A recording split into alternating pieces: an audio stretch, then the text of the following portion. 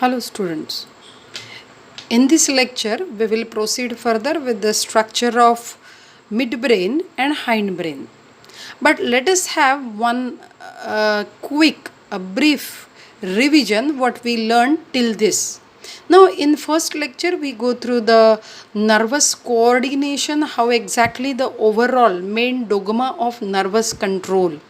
In that case even we learned the nervous tissue which is of two type and the various neuroglial cells. Okay, now in the next we have learnt about the nerve and the neuron difference. In this case even we learned that there are two type of synapse and they are chemical and electrical synapse, and how exactly the conduction is occurring by these synapse.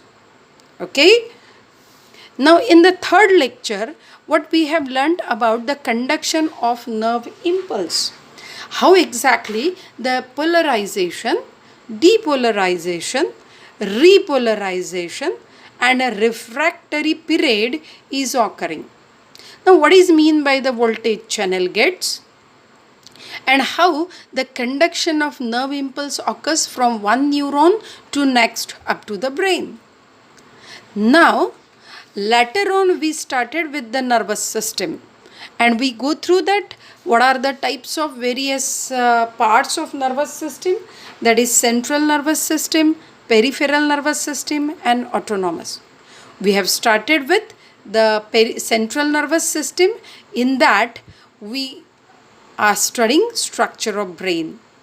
In structure of brain what we have learned, it is the prosencephalon, mesencephalon and rhombencephalon are the three parts of the brain, and they are having, these are the various subparts. In this case olfactory lobe and cerebrum is the first, second and diencephalon.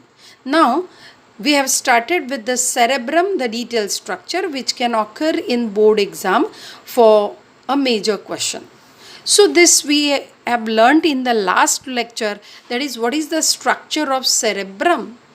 Cerebrum which is having the cortex, medulla and it receive various sense organs. So in this part we have learnt 1, 2, 3, 4, 5, 6 points concerned with the structure of brain, and then in this section we have seen what are the various functional aspects of the cerebrum. Now you get the point what we have learned till the date about the nervous system. Okay, and for this you watch our previous videos so that you can get the clear idea. Let me proceed further in the next portion of the nervous system. Now this is the third part of forebrain, that is called as diencephalon. Now diencephalon which is present is consisting of roof which is epithalamus, the sides it is said to be the thalamus and the floor which is said to be the hypothalamus. So diencephalon, it is a very important structure. Epithalamus, it is a non-nervous tissue, means it is consisting of connective tissue, and the anterior part of this epithalamus is having choroid plexus. Now what is mean by choroid plexus? Let us understand with a simple diagram. Now in case of choroid plexus, it is consisting of, see, for this we will take the support and additional diagram. In case of this diencephalon, it is a room-like structure. In this case, if we take the transverse section, you will see that this part is consisting of, this is the grey matter. This second portion, this one which I am shading with the straight line, which contain white matter, and this is the ventricle. So ventricle is nothing but cavity. So in this case, the brain is not a solid structure. It is having the cavity within. Now in this case, you can see that this roof part is called as epithalamus. Now these are sides which are present. This is called as thalamus, and this portion which I will shade with the green color, this part is said to be the hypothalamus. Now the hypothalamus here from gives rise to a small gland, and this is called as pituitary gland. Now pituitary gland, हमको endocrine system का ये master gland है, ये पढ़ना ही है. Let me repeat for once in brief. ऊपर का जो पार्ट है उसको इपिथैलामस बोला गया है, जो साइड का पार्ट है उसको थैलामस बोला गया है, और नीचे का जो हिस्सा है उसको हाइपोथैलामस बोला गया है. इसमें जो कैविटी होती है उसको बोलते हैं नंबर 3. इसका मतलब ये है कि हमारा ब्रेन एक सॉलिड स्ट्रक्चर ना होते हुए उसमें अंदर में कैविटीज़ हैं. ओके, अब ये जो इपिथैलामस है, इस इपिथैलामस के पोर्शन में यहाँ पे आप देख रहे हैं मैं रेड से काफ़ी सारा एक नेटवर्क ड्रॉ कर रही हूँ. तो ये नेटवर्क किस चीज़ का ड्रॉ किया मैंने? It is a blood capillary network. And in this blood capillary network, it is having very special cell called as ependymal cell. So this ependymal cell at this location that we call it as a epithalamus is called as a unique word called as choroid plexus. Okay. So let us come to our final notes. So this we have written that non-nervous tissue, anterior choroid plexus is present, and connected to this is a pineal gland. So here it is our rough diagram, and in this case you can watch it. In this portion it is consisting of a small gland, and this is called as pineal gland.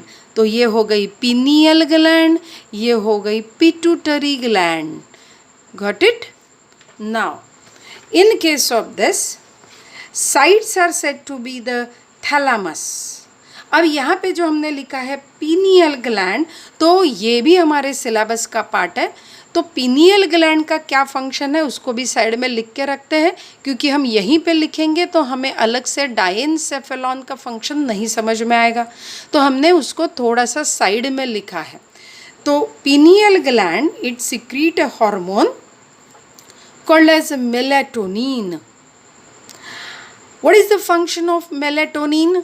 Melatonin it regulate our sleep cycle.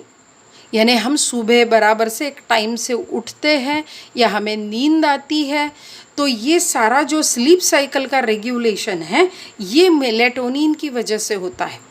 Even हमें day night का जो समझ है और रात में नींद आना और ये that is the circadian rhythm is because of this.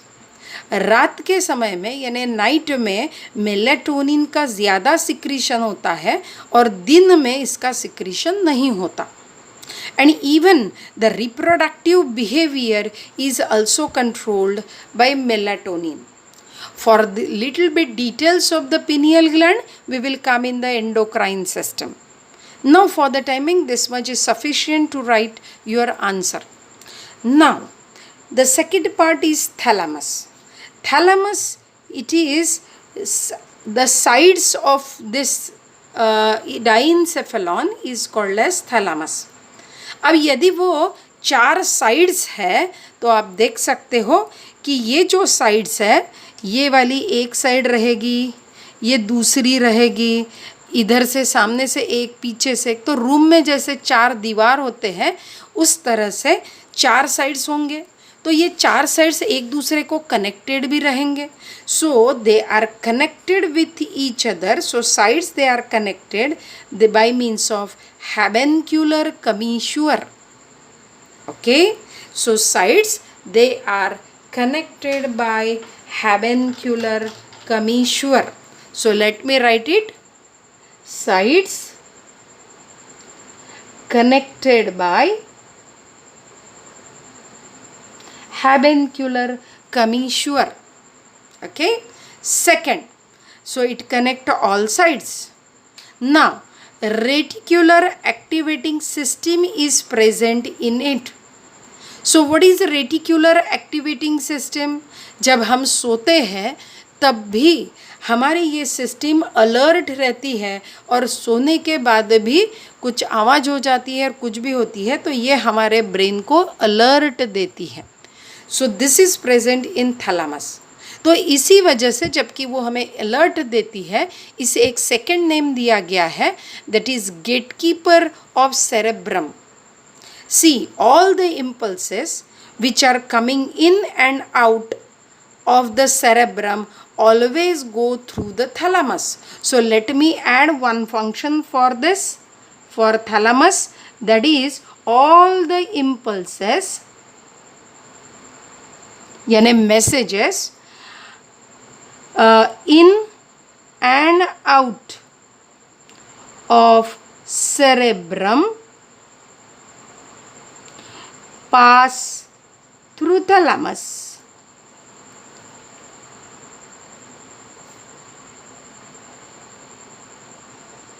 Okay, now the third part, that is the floor of this, it is called as hypothalamus.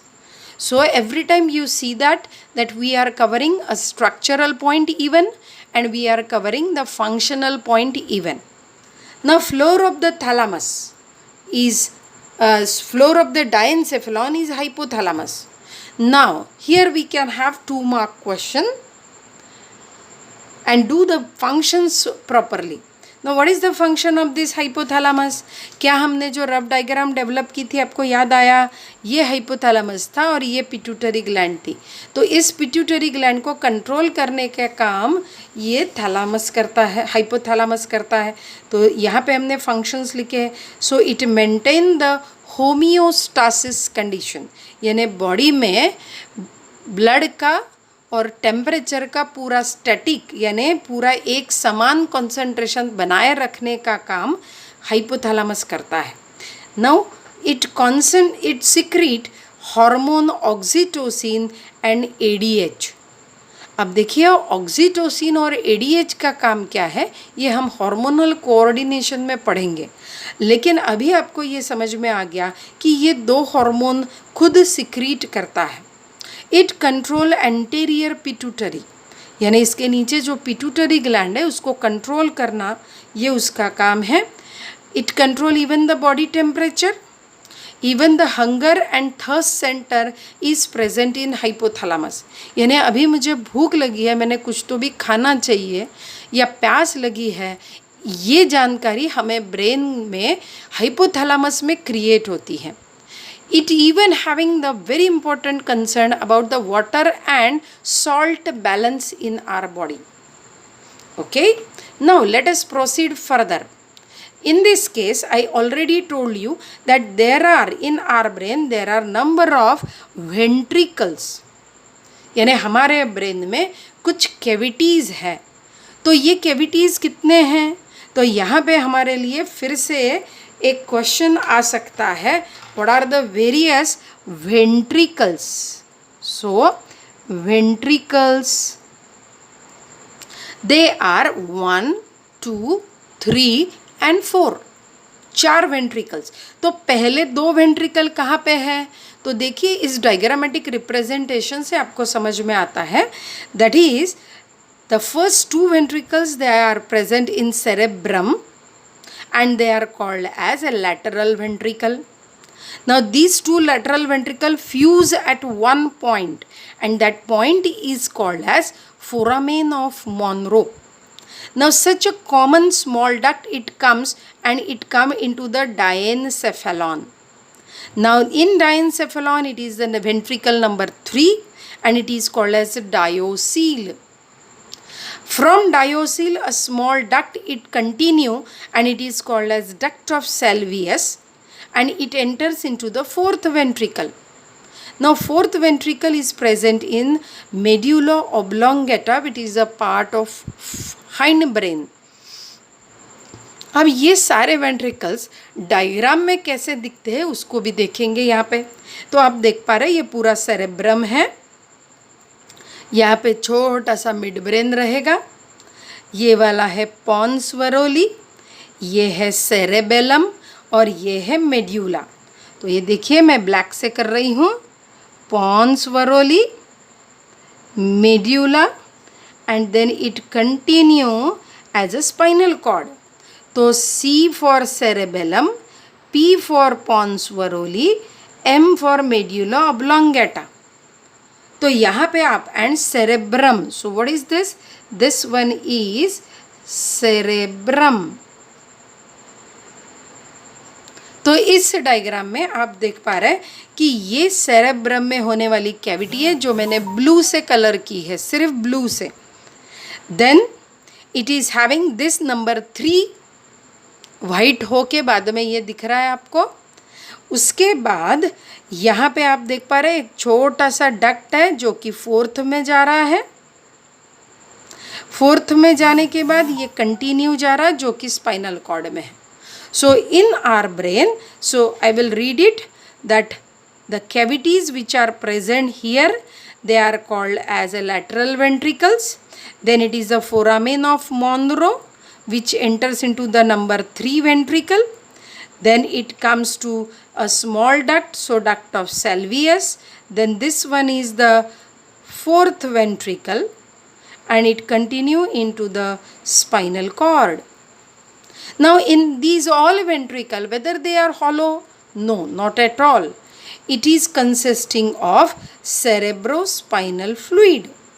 So let us learn about cerebrospinal fluid. So in epithalamus, cerebrospinal fluid formation is occurring where there at the choroid plexus. So we have written it as a capillary network. Now what is the function of cerebrospinal fluid? So it is cerebrospinal fluid. It is alkaline in nature. Basic है. It is a shock absorbing. यानी brain को कुछ भी injury नहीं होनी चाहिए, इस वजह से देखिए ये एरो जो दिखा रहा है ये इस तरह से सेरेब्रोस्पाइनल फ्लूइड यहाँ भी फ्लो होता रहता है और ब्रेन के बाहर आके यहाँ भी फ्लो होता रहता है। यानी देखिए सब तरफ से सेरेब्रोस्पाइनल फ्लूइड ब्रेन से मूव होता रहता है। So it is with in the brain and outside the brain. So it maintain the pressure within the brain. Even it supply nutrition यानी glucose, amino acid and oxygen to brain. अब आप देखिए maintain pressure यानी क्या, तो कई बार ऐसा होता है कि हमारे इसमें ब्लड प्रेशर के फ्लक्चुएशंस होते रहते हैं, तो ये फ्लक्चुएशन किसी भी हालत में ब्रेन तक के नहीं पहुंचने चाहिए। इस वजह से ब्रेन में जो ब्लड प्रेशर होता है वो ब्लड प्रेशर की वजह से नहीं है, वो सेरेब्रल स्पाइनल फ्लूइड की वजह से है। It's collect waste material and CO2. It avoid desiccation. Desiccation यानी ड्राइंग इफेक्ट, तो कभी उसको ड्राई नहीं होने देता, डिहाइड्रेट नहीं होने देता। And last it apply buoyant force यानी कम वेट महसूस होता है। Now in case of this part यानी यहाँ पे जो मैंने वाइट वाला पार्ट छोड़ दिया है वो पार्ट मैंने डिटेल में यहाँ पे ड्रॉ किया हुआ है।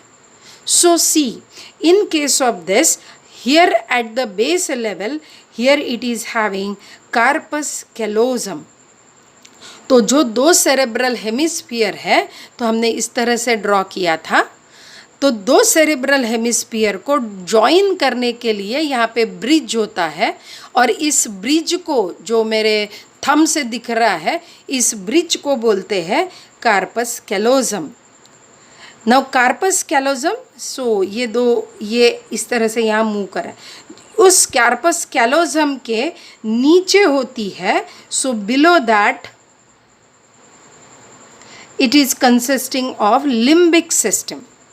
हम बहुत बार ये बोलते हैं, शब्द यूज़ करते हैं कि मेरे मन में ये विचार आया, मैं दिल पे हाथ रख के बोलता हूँ, तो हमारा दिल कहाँ है? It is not at all concern with our heart which is pumping the blood, but the mind is also a part of our brain, and this limbic system is nothing but the mind of our brain. तो ये जो mind है ये emotions create करता है कि मुझे ये पसंद है, ये नहीं पसंद है, इस पर्सन को मैं नहीं पसंद करता हूँ। तो इस तरह से ये हमारे माइंड को बोला जाता है limbic system. Now limbic system is consisting of amygdala, hippocampus, mammillary body and fourth that is septal nuclei. देखिए एक आध बार 2 मार्क का क्वेश्चन अपने को लिम्बिक सिस्टम पे आ सकता है और एक आध MCQ अपने लिए कार्पस कैलोजम पे आएगा। तो लिम्बिक सिस्टम में ये 4 नाम लिखना और इन 4 का एक एक फंक्शन एटलीस्ट आपको पता रहना ये ज़रूरी है। So amygdala is concerned with normal emotions. तो यानी कौन सा प्रोग्राम चल रहा है, हम क्लास में बैठे हैं तो हमने किस तरह से बिहेव करना चाहिए, तो ये सारे जो नॉर्मल हमारे इमोशंस होते हैं ये हमारा अमिगडाला कंट्रोल करता है। हिप्पोकैम्पस का देखिए फंक्शन क्या है, it convert short term memory into long term. कई बार आपको ऐसा क्वेश्चन अराइज हुआ होगा कि मैंने बचपन में एक पार्टी अटेंड की थी या मैंने एक फ़िल्म देखी थी, वो फिल्म मैंने एक ही बार देखी थी लेकिन मुझे वो पूरी याद है। आपको यदि मैं स्टोरी पूछूं या मैं उसको आपको उसमें हीरो हीरोइन कौन थे, क्या थे, आपने फ़िल्म कब देखी थी, किसके साथ देखी थी, आपको सब कुछ याद है। लेकिन एक ही पढ़ाई का हिस्सा आप 5-5 बार पढ़ते हो लेकिन आप भूल जाते हो। तो एक चीज़ मैं एक बार देखने से मुझे याद रहती है और कुछ चीज़ें मैं बार बार पढ़ता हूँ, मैथ्स का मैं बार बार पढ़ता हूँ, फिजिक्स का पढ़ता हूँ, बायो का पढ़ता हूँ और भूल भी जाता हूँ। तो आपको ये तो हमेशा ही पज़ल होगा कि कुछ चीज़ें मैं क्यों भूल जाता हूँ और कुछ चीज़ें मैं बिल्कुल भी नहीं भूलता। तो ये वाला जो हमारे बॉडी का पार्ट है वो ये है हिप्पोकैम्पस। क्या आपको याद आ रही है हिंदी फिल्म गजनी? जी हाँ, आमिर खान की जो गजनी फिल्म है उसमें जो दिखाया गया है कि उसको सिर्फ एक ही दिन का याद रहता है और पुराना वाला उसको याद नहीं आता। तो उस फिल्म में भी उसका इंजूर्ड जो पार्ट था वो ये था हिप्पोकैम्पस, जिसकी वजह से उसकी conversion of short term memory, यानी मैंने आज क्या पढ़ा, क्या सीखा, मुझे कौन क्या बोला, ये सारा कुछ लॉन्ग टर्म में कन्वर्ट करने का काम हिप्पोकैम्पस करता है। यानी कुछ तो भी माइंड टचिंग बात हो गई तो आप उसे ज़रूर याद रखते हो, और आपके माइंड को टच नहीं हुआ, आपको वो चीज़ समझ में नहीं आई है, माइंड को कुछ भी नहीं समझ में आया तो वो चीज़ आपको याद नहीं रखती है। ये बात आप पढ़ाई के लिए ज़रूर यूज़ कीजिएगा, क्योंकि लर्निंग यदि अच्छे से, अंडरस्टैंडिंग अच्छे से हुई तो ही आपका हिप्पोकैम्पस उसको शॉर्ट टर्म से लॉन्ग टर्म में कन्वर्ट करेगा। और इसीलिए एक आंसर आप ना समझते हुए बार बार उसे रीड करते हैं तो कोई फ़ायदा नहीं है। आपको उसको समझना ज़रूरी है तो आप उसे नहीं भूलेंगे।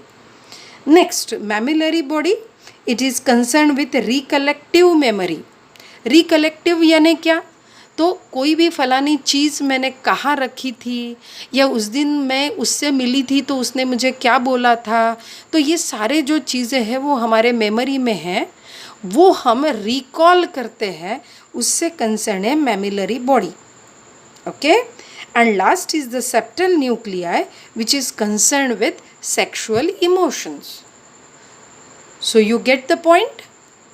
Okay, next, here we will learn about the midbrain. In case of midbrain, it is consisting of small 2 parts, that is crura cerebri and corpora quadrigemina. Now, crura cerebri are the two fibrous brain peduncle. It contains red nucleus which control the posture. Posture यानी हम किस तरह से बैठते हैं, हमारी पीठ की क्या पोजीशन है वगैरह, ये सारी चीज़ें मेंटेन रखना रेड न्यूक्लियस का काम है, जो कि होता है क्रूरा सेरेब्री में.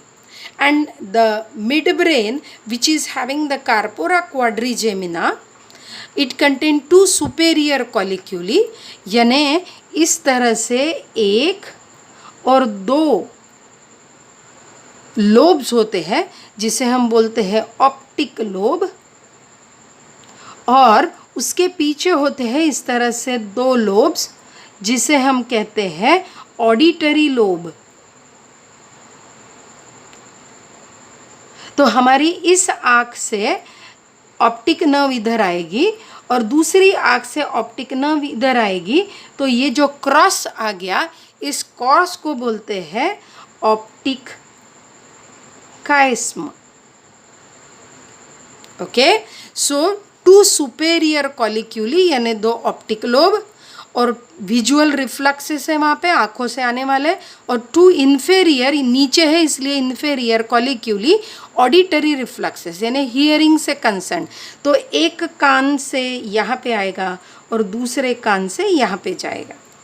Okay, now the last part, it is the hind brain. Now, hind brain is consisting of cerebellum, pons varolii and medulla oblongata. Okay. Now, let us begin with the cerebellum.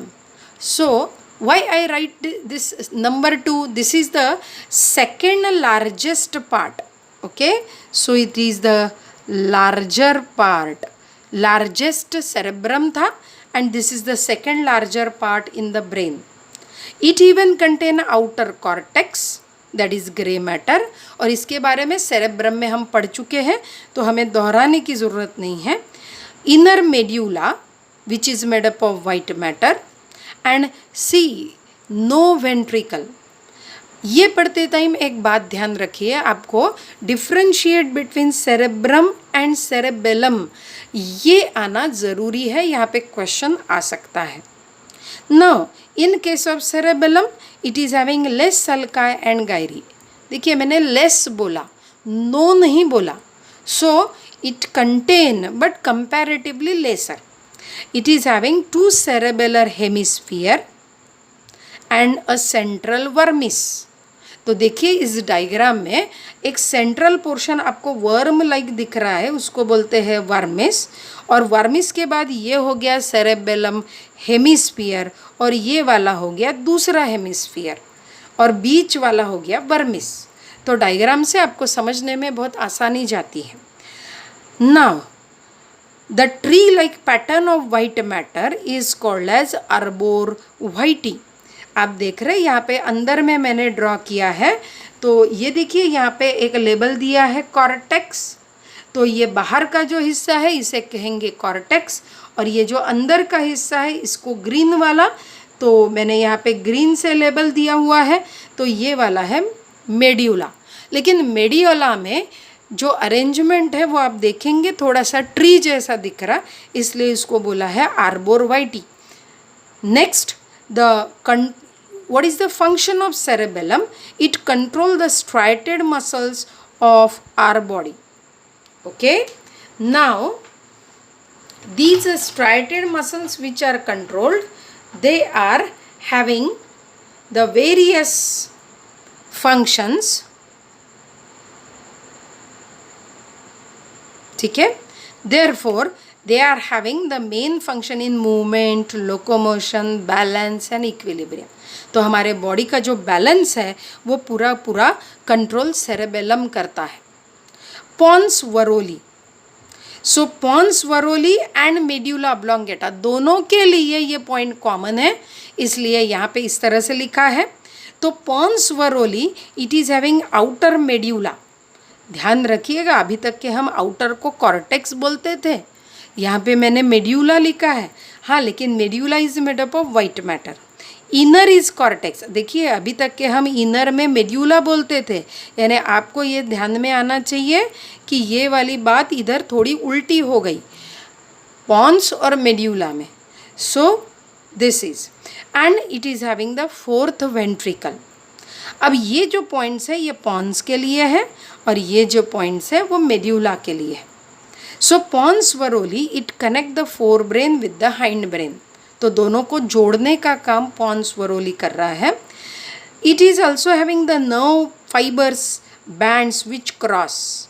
अभी अभी यहाँ पे भी मैंने दिखाया, यहाँ पे भी समझा रही हूँ कि हमारे लेफ्ट बॉडी के जो पार्ट्स है वो हमारे ब्रेन का राइट ब्रेन पार्ट कंट्रोल करता है और हमारी राइट बॉडी पार्ट्स जो होते हैं वो लेफ्ट ब्रेन का सेरेब्रम कंट्रोल करता है। तो ये जो क्रॉस आया है ना, ये देखो क्रॉस जहाँ आया मैंने ग्रीन से, ये पॉन्स वरोली में क्रॉस करता है। It is having the pneumotaxic centre. ये न्यूमेटैक्सिक सेंटर क्या है? तो ये रेस्पिरेशन सेंटर है। Okay, so pneumataxic center is a respiration center and it is having the function in concern with coordination of cerebellum। तो यानी ये 2 पॉइंट हमारे फंक्शन के हो गए और ये 3 पॉइंट हमारे स्ट्रक्चर के हो गए। नाउ मेड्यूला के लिए ये पॉइंट हमारा स्ट्रक्चर का हो गया और यहाँ से हम शुरू करते हैं सारे फंक्शंस। मेड्यूला में आपको फंक्शन पे आ सकता है क्वेश्चन, तो अच्छा प्रिपेयर कीजिएगा। In case of this, all the involuntary vital centers are present in medulla। Involuntary यानी जो हम willingly कंट्रोल नहीं कर सकते और vital यानी बॉडी के important part। So posterior choroid plexus, choroid plexus ये शब्द पढ़ा हुआ आपको याद है, ये CSF तैयार करता है। ये याद दिलाने के लिए मैंने यहाँ पे लिखा, तो CSF फॉर्मेशन मेड्यूला में भी होता रहता है। इट इज़ हैविंग 3 ओपनिंग्स, 3 छोटे छोटे छेद मेड्यूला में होते हैं। तो 2 लैटरल है जिसको बोलते हैं फोरामेन ऑफ लुश्का और एक है मेडियन यानी बीच में एक होता है जिसको बोलते हैं फोरामेन ऑफ मैजेंडी। तो इसकी पहली की डायग्राम में मैंने आपको CSF का सर्कुलेशन दिखाया था, तो वहाँ पे जो सर्कुलेशन में बाहर आता है CSF वो इन ओपनिंग से बाहर आता है। हमारा मेड्यूला ऑब्लोंगेटा कौन से सेंटर को कंट्रोल करता है? तो देखिए, heart beat, respiration, digestion, coughing, sneezing, yawning and swallowing. यानी हार्ट बीट को रेस्पिरेशन, डाइजेशन, कफिंग यानी खांसी आना, वॉमिटिंग, स्नीजिंग यानी छींक आना, यॉनिंग यानी उवासी आना एंड स्वेलोइंग यानी हम जब फूड खाते हैं तो वो, तो ये सारी चीज़ें हमारा मेड्यूला कंट्रोल करता है। इसीलिए injury to medulla results into death. Let me write, injury, this is very important point, to medulla results death. इसलिए इन सारे पोर्शन में इंजुरी आने से इमीडिएट डेथ तो नहीं होगी, कुछ प्रॉब्लम क्रिएट होगा, लेकिन मेड्यूला में इंजुरी आने से सडन डेथ होती है। So today we completed the structure of brain. Go through the textbooks. Thank you.